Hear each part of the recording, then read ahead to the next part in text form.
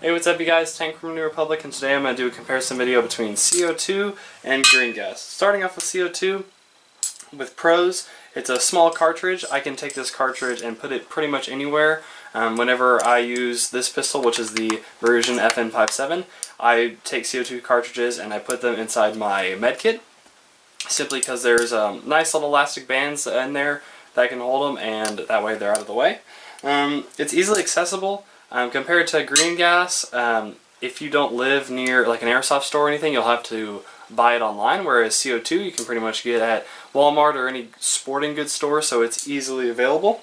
CO2 also works better in cold weather environments. They do make gas such as red gas, which is this right here, but CO2 still does work better in colder environments.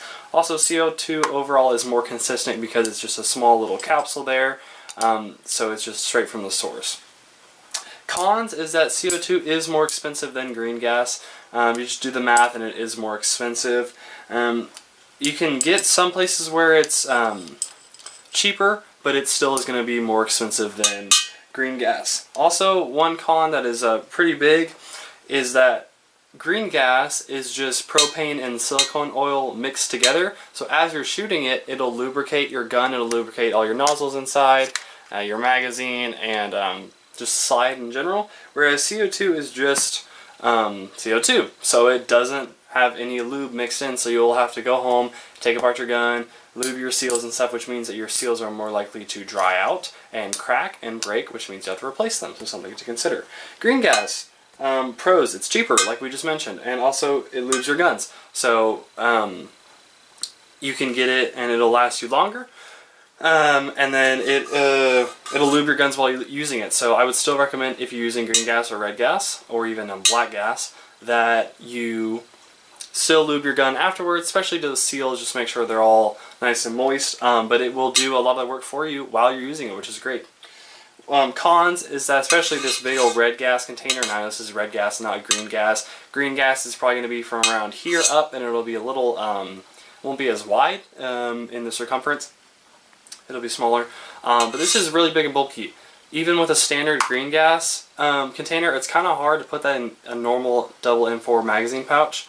So most of the time, if I'm using green gas, I'll put it in the bottom of my dump pouch, and it sticks in there decent, but then I put mags in there, like especially if I'm using my LM4, then I put mags on top of it, and then when I run, it's pretty bad.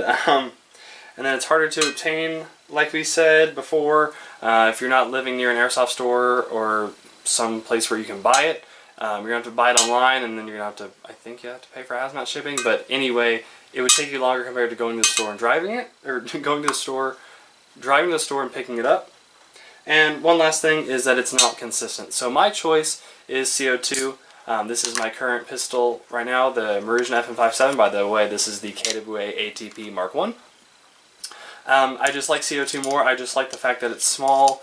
I'm sure it's a little bit more expensive, but you can, if you buy it in like the Crossman boxes, it's a little bit cheaper, but still more expensive. But I like that it works better in colder environments, more consistent in my use, and I love the size. That's one of my main things.